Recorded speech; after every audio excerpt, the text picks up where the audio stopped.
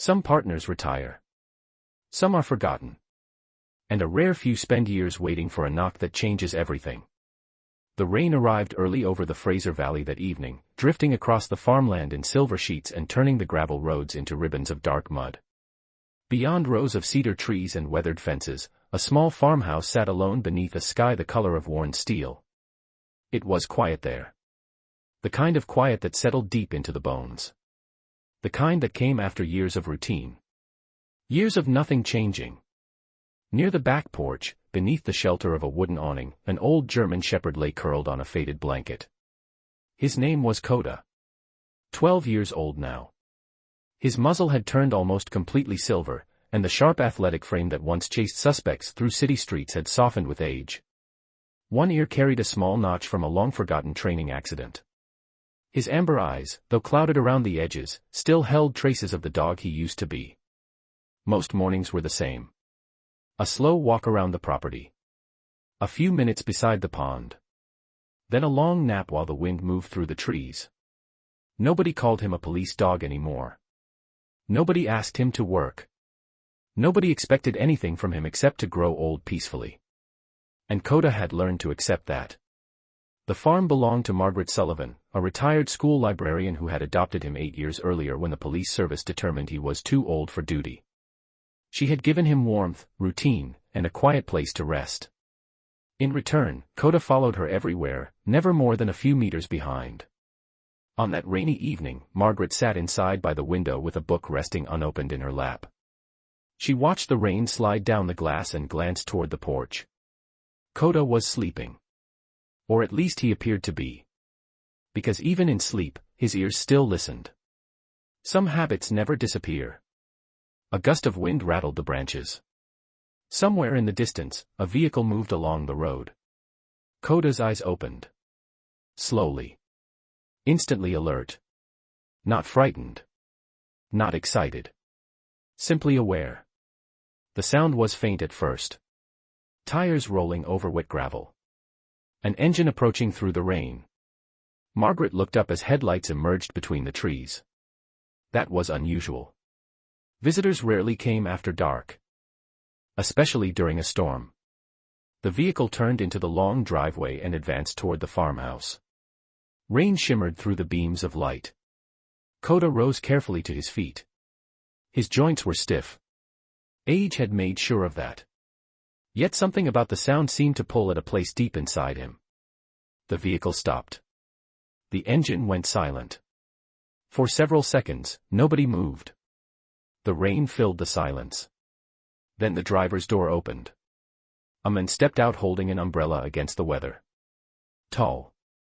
Broad-shouldered. Mid-30s. His dark coat bore the reflective insignia of a police service. Margaret felt a small knot of curiosity form in her chest. Coda remained frozen beneath the porch. Watching. Listening. The officer stood beside the vehicle for a long moment before walking toward the house. He looked nervous. Not the nervousness of danger. Something older. More personal. Something that had waited a long time. Then the porch light caught his face. And although 8 years had passed, although time had carved new lines around his eyes and touched gray at his temples, there was still something familiar about him. Something Coda had not seen in nearly a decade. The officer reached into his coat and slowly removed an object wrapped in cloth. As he stepped closer through the rain, Coda's ears lifted higher.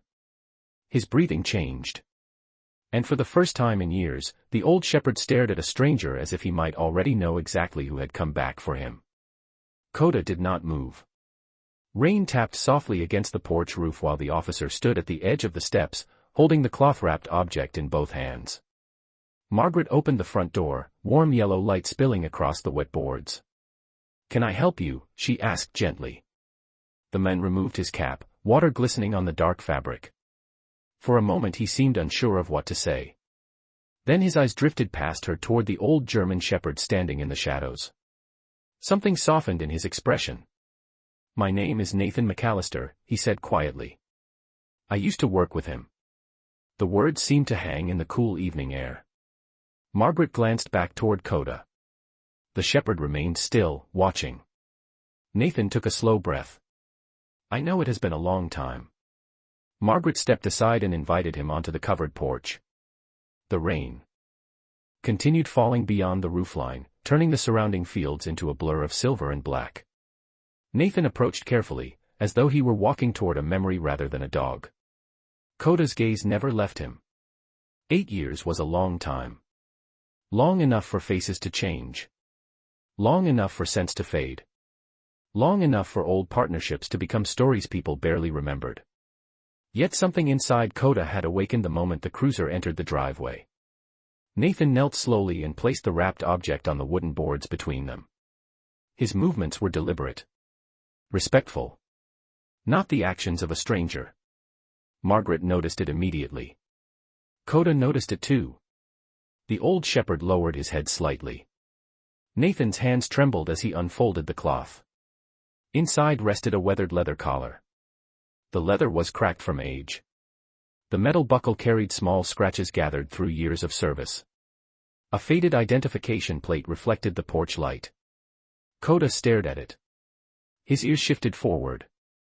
Nathan swallowed hard. I kept it all these years, he whispered. Could never throw it away. Margaret watched in silence. She had known Coda as a retired dog who liked afternoon naps and quiet walks beside the pond. She had never known the version of him that existed before the farm. The version hidden behind those amber eyes. Nathan reached out but stopped short of touching him. You were the best partner I ever had, buddy. Coda remained motionless. The rain intensified briefly, drumming against the roof overhead. Somewhere across the property, wind moved through the cedars with a low whisper. Nathan managed a faint smile. I used to think you could understand every word I said. The old shepherd blinked. Slowly. Thoughtfully. Nathan looked down at the collar again. Memories returned with painful clarity. Cold winter patrols through downtown Vancouver. Early morning training exercises near the waterfront. Hundreds of hours spent together in cruisers, parks, alleyways, and crowded streets. Coda had been beside him through every promotion, every difficult shift, every long night that ended after sunrise. There had been a time when Nathan spent more hours with the dog than with anyone else. Then life had changed. Transfers happened. Cases ended. Years passed. Coda eventually retired. Everyone moved forward. Or at least they pretended to. Nathan's eyes drifted toward the patrol vehicle parked in the driveway. Something heavy still lingered behind his visit. Something larger than nostalgia. Larger than a reunion. Margaret sensed it immediately.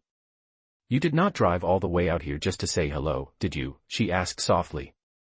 Nathan hesitated. His expression grew serious again. For several seconds he stared at the collar lying between him and the dog.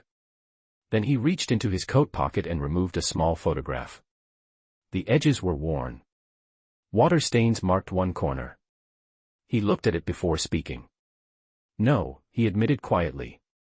I came because 3 weeks ago I found something in an old evidence file. He looked directly at Coda. And somehow, after all these years, it led me back to him. The photograph looked ordinary at first glance. A grainy image. Slightly faded. The kind of picture that could spend years forgotten inside a filing cabinet without anyone noticing. Nathan held it carefully beneath the porch light while rain whispered beyond the roof. Margaret leaned closer. Coda remained standing nearby, his amber eyes fixed on the object. This was taken 12 years ago, Nathan said. During an evidence search near Harrison Lake. He turned the photograph toward them. The image showed 3 officers standing beside a wooded trail. Behind them sat a police vehicle. Coda was there too, younger and stronger, wearing his working harness. Nothing seemed unusual. Nothing except for a small detail hidden in the background. A man standing near the edge of the frame. Barely visible. Almost forgotten. Nathan exhaled slowly. Nobody noticed him back then. Margaret studied the picture. The figure appeared distant, partially obscured by trees and shadow. Who was he? She asked. Nathan looked out into the darkness beyond the farmyard. That is the problem. We did not know until recently. Thunder rumbled softly somewhere far away. The kind that rolled across the mountains before fading into silence. Nathan slipped the photograph back into his hand. 3 weeks ago, our department began digitizing old evidence records. Thousands of photographs. Thousands of reports. Most of them had been sitting untouched for years. He paused. One of the analysts enlarged this image. When they did, they found something attached to that man's jacket.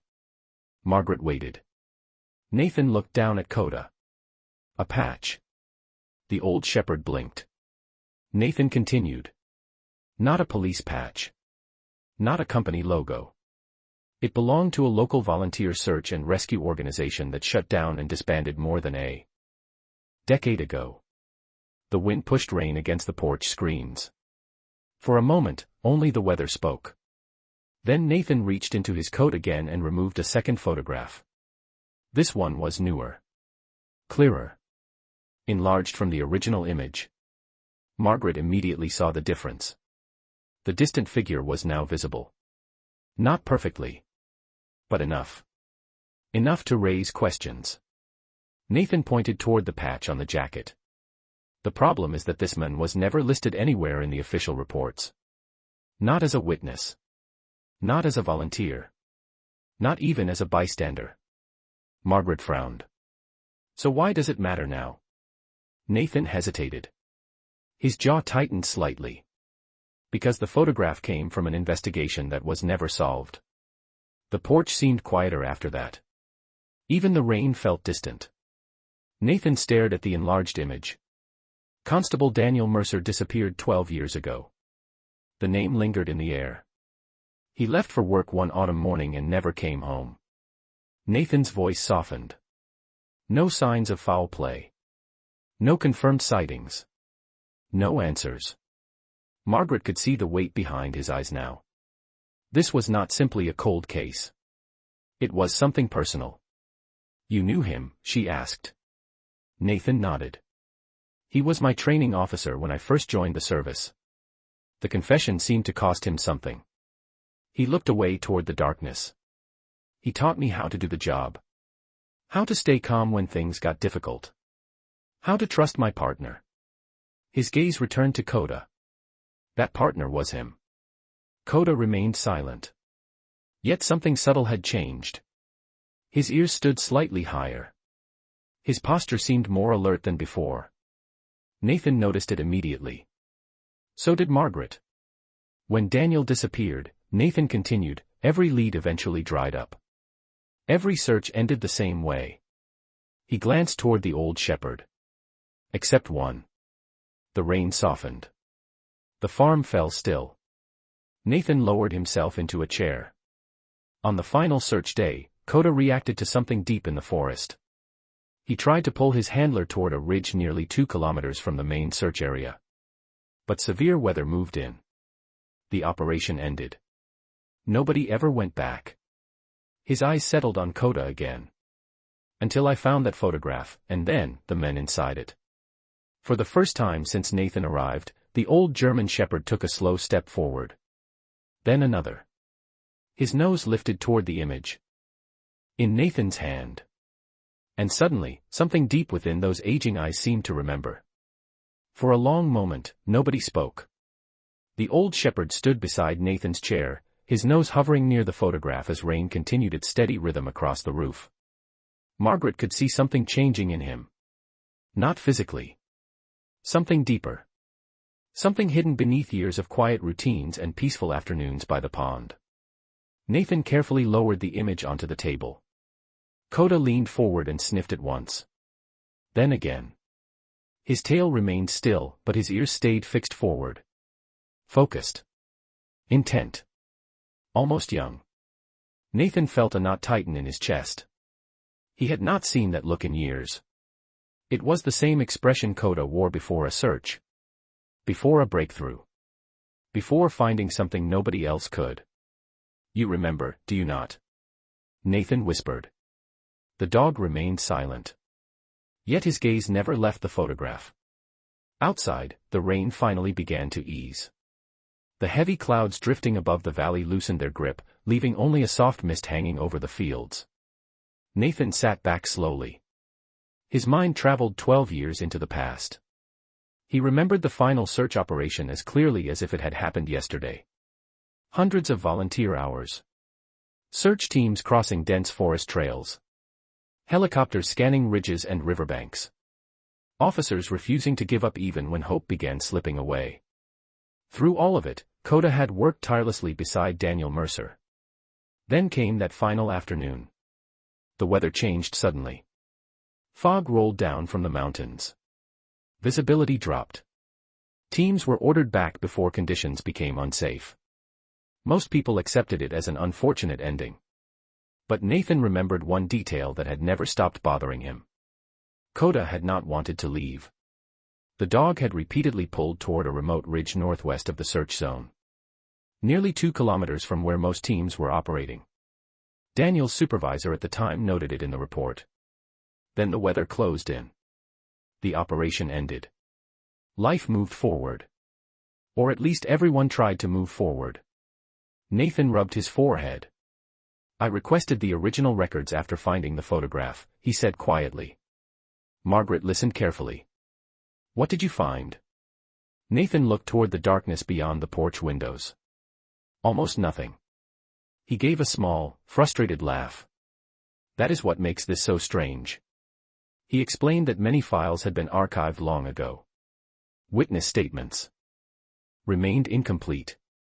Several maps from the original search were missing. Some volunteers could no longer be located. Time had scattered the pieces. Yet one discovery stood out. A handwritten note attached to an old field report. 3 sentences. Easy to overlook. The note came from Daniel's search supervisor. Nathan had memorized every word. He recited them softly. Coda displayed repeated interest in elevated terrain west of Sector 8. Recommend follow-up search if conditions improve. Margaret frowned. Was a follow-up search ever done? Nathan slowly shook his head. No. Silence settled over the porch.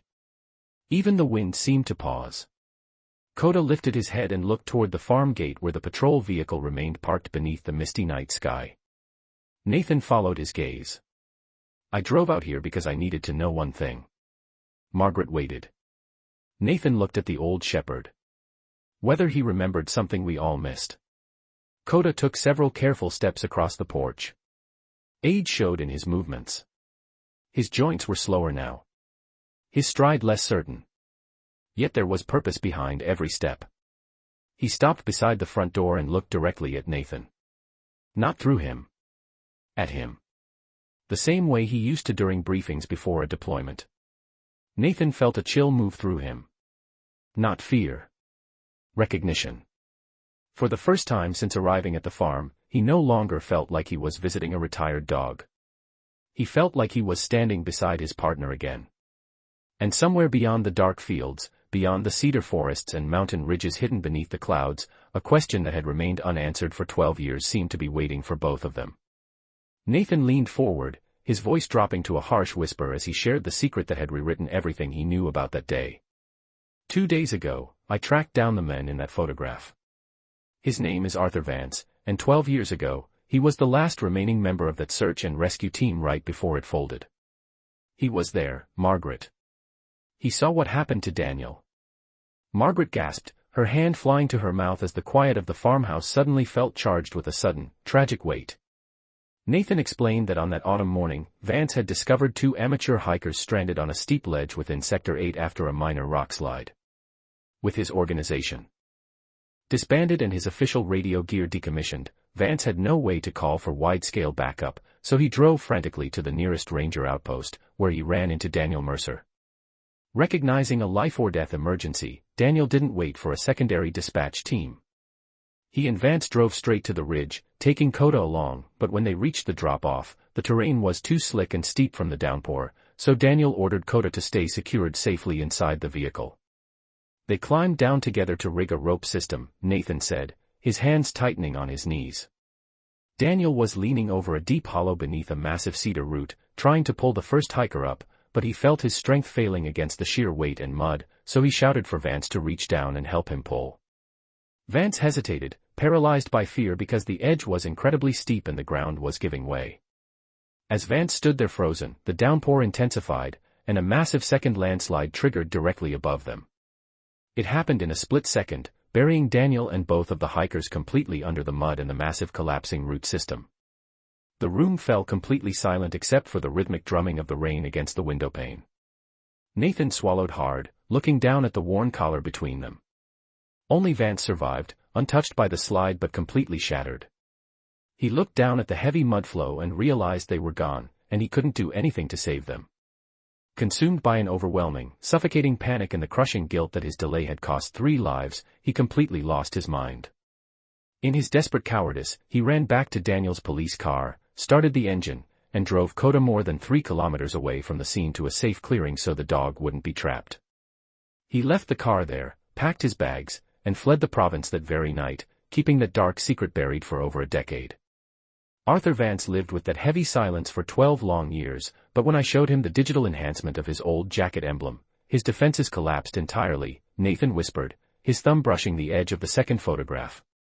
He wept right there in his living room, completely broken by a decade of remorse, and he reached into a lockbox to hand me the one thing he had kept from that morning, a hand-drawn topographical map showing the exact hollow where the cedar tree came down.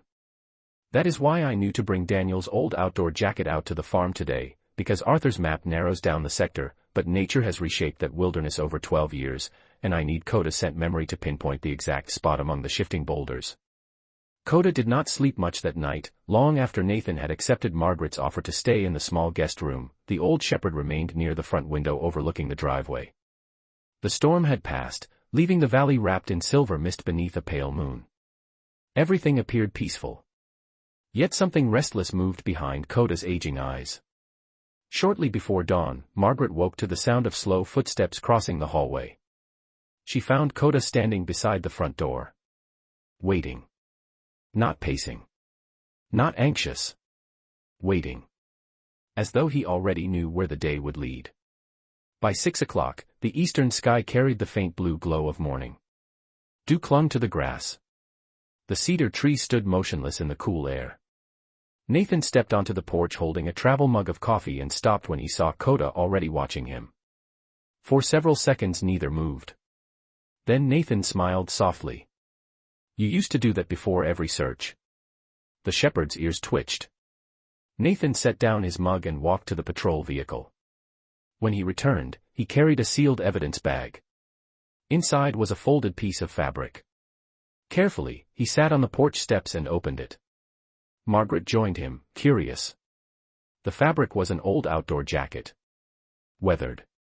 Faded. Preserved for years inside evidence storage. Nathan handled it with obvious care. This belonged to Daniel Mercer, he said quietly. The name seemed to settle over the farm like morning fog. Coda stared at the jacket. Nathan placed it gently on the wooden boards. For a moment nothing happened. Then the old shepherd stepped forward. Slowly. Deliberately. His nose lowered toward the fabric. He inhaled once. Twice. A third time. Nathan held his breath. The scent itself should have been nearly impossible to detect after 12 years. Time changes everything. Yet dogs experience the world differently. Sometimes memory hides where people cannot reach it. Coda's posture shifted. His head lifted slightly. Then he lowered it again and pressed closer to the jacket. Margaret noticed the change immediately. So did Nathan. The shepherd's eyes seemed sharper. More focused. A faint tension moved through his shoulders. Not fear. Recognition. Nathan felt his pulse quicken. You know this scent, he whispered. Coda stepped back from the jacket and looked toward the distant tree line beyond the farm fields. Then back to the jacket. Then toward the trees again. Nathan froze.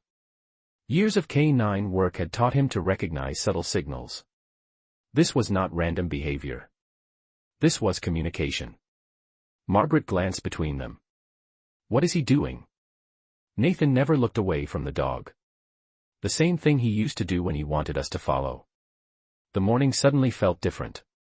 Larger. As though an invisible door had opened somewhere between the past and the present. Coda moved toward the porch steps. Nathan rose immediately. The shepherd paused at the bottom and looked back over his shoulder. Waiting. Watching. The exact way he had done countless times during training exercises years earlier. Nathan felt a chill run through him. Not because of the cool British Columbia air. Because he had not seen that behavior since Coda's retirement. Margaret folded her arms tightly against the morning breeze. Surely he cannot remember something from 12 years ago. Nathan looked at the old dog standing in the dew-covered grass. I do not know what he remembers. His voice was barely above a whisper. But I think he is trying to tell us something. Coda turned toward the north edge of the property where a narrow trail disappeared into a stand of cedars. Then he took 3 slow steps forward and stopped again. Waiting for them to follow. The trail beyond the cedar grove had not been used in years. Moss covered sections of the old path. Ferns stretched across the narrow opening, brushing against Coda's legs as he moved forward at a steady pace. Nathan followed several meters behind, carrying Daniel Mercer's jacket in a waterproof bag, while constantly referencing Arthur Vance's hand-drawn topographical map. Margaret insisted on coming as well, though she stayed closer to the rear. The morning air smelled of damp earth, cedar bark, and rain left behind by the storm. Sunlight filtered through the trees in pale shafts of gold, turning droplets of water into scattered points of light. Coda continued without hesitation. Every few minutes he paused, lifted his head, and looked around before choosing a direction. Nathan watched carefully. He knew the old shepherd's age. 12-year-old dogs were not supposed to lead searches through the wilderness. Yet what he saw now reminded him of another time. Another Coda. The one who could spend hours tracking through difficult terrain without losing focus. The one who trusted his instincts when nobody else did. After nearly a kilometer, the trail began climbing gently uphill. The forest thickened. Fallen logs crossed the ground like forgotten barriers. Birds called from high branches overhead. Somewhere in the distance, water moved through a creek hidden among the trees. Coda stopped beside a weathered stump and sniffed the air. Nathan studied him closely. What is it, buddy? He asked quietly. The shepherd turned northeast. Then continued walking. Nathan felt something strange building inside him. Hope. Dangerous hope. The kind that investigators learn not to trust. 12 years was a long time. Evidence disappeared. Memories faded. People moved on. Yet every step, guided by the combination of Vance's historical sketch and Coda's infallible senses, seemed to pull them deeper into something unfinished. Around midday they reached a small clearing overlooking a valley. Nathan recognized it immediately. His pulse quickened. He had seen it before. Not in person. On the old search map attached to the original case file, and explicitly marked on Vance's sketch. He pulled a folded photocopy from his jacket and compared the terrain. The ridge line matched perfectly. So did the creek below. Margaret noticed his expression. What is it? Nathan pointed toward the map. This is Sector 8. Silence followed. Even the forest seemed to hold its breath. Sector 8. The location mentioned in the forgotten field note, and the place where Arthur Vance's heavy silence had begun. The place where Coda had repeatedly tried to lead search teams all those years ago. Nathan slowly lowered the map. Coda was already moving again. The old shepherd crossed the clearing and approached a narrow game trail descending along the ridge. His pace had become slower now. Age was catching up with him. Yet determination still carried him forward. Nathan followed. 20 minutes later the terrain changed. The slope leveled out near a cluster of large boulders covered in moss. Coda suddenly stopped. Completely. His ears rose. His body stiffened. Nathan froze. He knew that posture. Every officer who had worked with a K9 knew that posture. It was the moment before discovery. The moment when instinct became certainty. Coda stepped toward the largest boulder. Then another step. His nose lowered to the ground. He circled once. Twice. Carefully. Methodically. Nathan's heart pounded. Margaret stood silently behind him. Coda stopped beside a patch of earth sheltered beneath roots and stone, right where the massive fallen cedar rifts described by Arthur Vance intersected the slope. He looked at the ground. Then back at Nathan. For several seconds neither moved. Then the shepherd lowered himself slowly into a sit. The exact signal he had been trained to give years ago when he located something important. Nathan stared at him in disbelief. The old dog had not performed that indication in nearly a decade. Yet here it was. Clear as day. Simple. Certain. Familiar. Coda's amber eyes never left Nathan's face. And in that quiet corner of the British Columbia wilderness, it felt as though 12 lost years had suddenly collapsed into a single moment. For several seconds, nobody moved. The forest stood silent around them, broken only by the distant sound of water moving over stone somewhere below the ridge. Nathan felt his throat tighten as he stared at the old shepherd sitting beside the patch of earth. The signal was unmistakable. Coda had been trained to perform it only when he believed he had found something significant. Not a random scent. Not a distraction. Something important. Something worth stopping for. Nathan slowly knelt beside him. "You are sure, aren't you?" he whispered. Coda remained seated. Calm. Certain. The same confidence that once made officers trust him without hesitation. Margaret stepped closer, her eyes moving between the dog and the ground beneath the shelter of roots and stone. At first glance, nothing appeared unusual. Moss covered much of the area. Fallen needles from nearby cedars blanketed the soil. Years of rain and changing seasons had softened every edge. Yet something felt different. Nathan could not explain it. He only knew the feeling was familiar. The feeling that arrived just before an answer revealed itself. He removed a small folding tool from his pack and carefully brushed aside loose debris. Nobody spoke. Even the birds seemed absent from that corner of the forest. Minutes passed. Then Nathan's tool touched something solid. Not stone. Not root. He froze. Margaret leaned forward. Nathan carefully cleared more soil away. A weathered metal object slowly emerged from beneath the earth. Time had stained its surface dark brown, but its shape remained recognizable. Nathan stared at it in disbelief. It was an old service badge holder. The leather was badly worn. The metal clip showed signs of age and exposure. Yet enough remained intact to identify it. Margaret covered her mouth. Nathan carefully lifted the object from the ground. His hands trembled. Inside the holder sat a faded identification card. The photograph had nearly disappeared, but the printed name was still visible. Daniel Mercer. The forest seemed to fall completely silent. 12 years. 12 years of unanswered questions. 12 years of uncertainty. And now, in the place Coda had tried to reach all those years ago, confirmed by the diagram of a guilt-ridden witness, the first undeniable piece of evidence had appeared. Nathan closed his eyes briefly.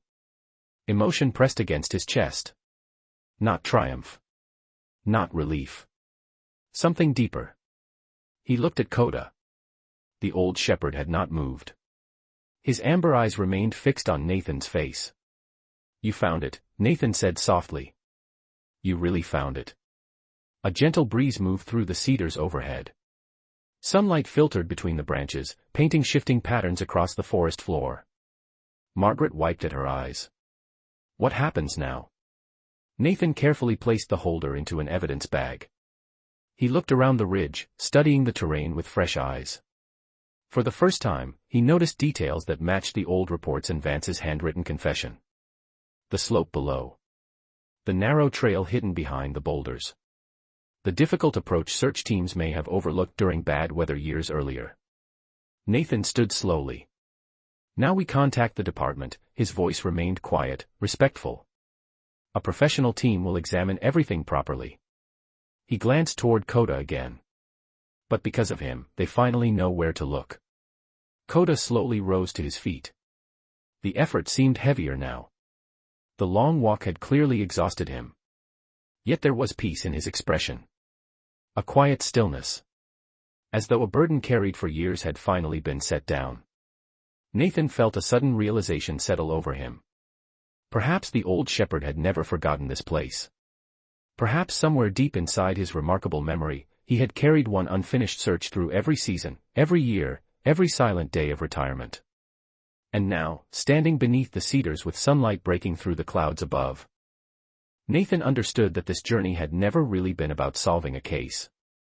It had been about keeping a promise made long ago between a police officer and the partner who refused to stop searching. The call to the department set everything in motion. By late afternoon, a small investigative team arrived at the ridge carrying equipment, maps, and copies of reports that had not been opened in years. The journey through the forest was careful and respectful. Nobody treated the location like a headline. Nobody spoke loudly. The officers understood what stood before them. This was not simply an old case. It was a family waiting 12 years for answers. Nathan remained nearby while specialists examined the area around the boulders. Margaret stayed with Coda beneath a cedar tree at the edge of the clearing. The old shepherd looked exhausted now. His breathing was slower. His legs trembled slightly whenever he shifted position. Yet he refused to leave. Every so often he lifted his head and watched the activity unfolding around the ridge. As though he needed to see it through to the end. The afternoon sunlight drifted across the valley, turning the distant mountains pale blue beneath the autumn sky. Hours passed.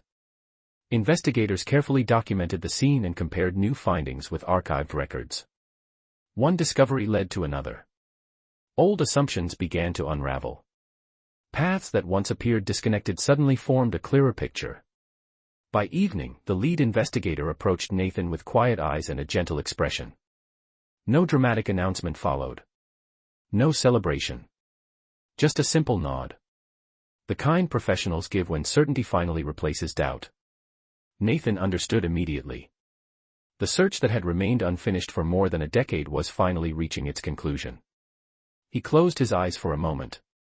Relief washed through him, mixed with sadness and gratitude. Daniel Mercer would not remain a mystery anymore. His family would finally know where to bring flowers. Where to sit in silence. Where to remember. The following morning, Nathan accompanied two officers to a small house overlooking the water in Chilliwack. The house belonged to Daniel's younger sister, Claire Mercer. Time had added silver to her hair, but Nathan recognized her instantly. She opened the door with cautious curiosity. When she saw the expressions on their faces, she understood that something important had happened. They sat together at a kitchen table while morning sunlight streamed through. Lace curtains. A kettle quietly steamed on the stove.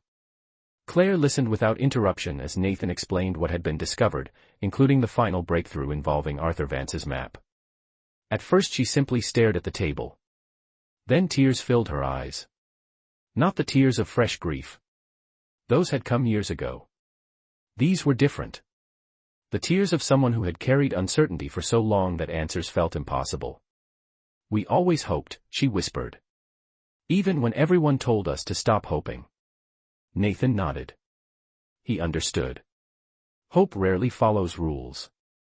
Before leaving, he handed her a photograph. It showed Daniel standing beside a younger Coda during a training exercise years earlier. Claire smiled through her tears. He loved that dog. Nathan looked out the window toward the mountains beyond the city. The feeling was mutual. When he returned to the farm later that evening, he found Coda resting on the porch blanket. The old shepherd lifted his head as Nathan approached. Their eyes met across the fading light. Nathan knelt beside him and gently scratched behind his ears. For the first time since arriving, there was no urgency left. No unanswered question waiting in the shadows. Only peace. The kind that arrives quietly after a long journey. And somewhere deep within the heart of an old police dog, a promise carried through 12 years of silence had finally been fulfilled. The first snowfall arrived 3 weeks later. Soft flakes drifted across the Fraser Valley, settling on fence posts, cedar branches, and the roof of Margaret's farmhouse. Winter always came quietly there. No grand announcement. Just a gradual whitening of the world. Coda lay on his blanket near the porch window, watching the snow gather outside. The old shepherd seemed calmer now. Lighter somehow. The restlessness that had followed him through those long years had faded. Margaret noticed it. Nathan noticed it too. He visited often after the case was finally resolved. Sometimes he brought coffee. Sometimes he brought old photographs from the department archives. Sometimes he simply sat beside Coda in comfortable silence. On one particularly cold afternoon, Nathan arrived carrying a small wooden box. Snow clung to his boots as he stepped inside. Margaret welcomed him with a warm smile before returning to the kitchen. Coda slowly rose from his blanket and approached. His movements were slower than ever now. Age had taken much of his strength. Yet, his eyes remained bright whenever Nathan appeared. Nathan knelt and opened the box. Inside rested a polished service medal mounted beside a brass nameplate. Beneath it were engraved words that reflected years of dedication and loyalty. It was not a public ceremony. No cameras. No speeches. No audience. Just 3 souls gathered in a quiet farmhouse while snow fell beyond the windows. Nathan placed the medal carefully beside Coda's old collar. The same collar he had carried all those years. The same collar that had led him back to his partner. "You earned this a long time ago," Nathan said softly. Coda lowered his head and touched the edge of the wooden box with his nose. Nathan laughed quietly. The sound carried warmth instead of sadness now. For a while they sat together watching the snowfall. The afternoon light gradually faded into evening. Shadows stretched across the room. Somewhere in the distance, a train whistle echoed through the valley before disappearing into the winter air. Nathan looked at the old shepherd resting beside him. He remembered crowded streets, long patrols, difficult nights, and moments when trust was the only thing standing between uncertainty and success. Through every chapter, Coda had been there. Loyal. Steady. Unshaken. Nathan finally reached down and rested a hand against the silver fur of Coda's neck. "Thank you, buddy," he whispered. The shepherd looked up at him. No commands. No expectations. No unfinished searches remaining. Just understanding. The kind that cannot be taught. Only earned. Outside, snow continued falling beneath a sky full of quiet stars. Inside, warmth filled the farmhouse. Margaret glanced toward them from the kitchen doorway and smiled. Neither man nor dog noticed. They were too busy sharing a moment that belonged only to them. As the evening deepened, Coda gently rested his gray muzzle against Nathan's knee. Nathan closed his eyes. For the first time in many years, he felt something rare settle inside his heart. Not relief. Not pride. Grace. The old shepherd sighed softly and remained there, perfectly content. Beyond the frosted window, the world grew still beneath fresh snow. And in that peaceful Canadian winter evening, one loyal police dog finally stopped waiting. His promise had been kept. His partner had come back. And together they had found their way home.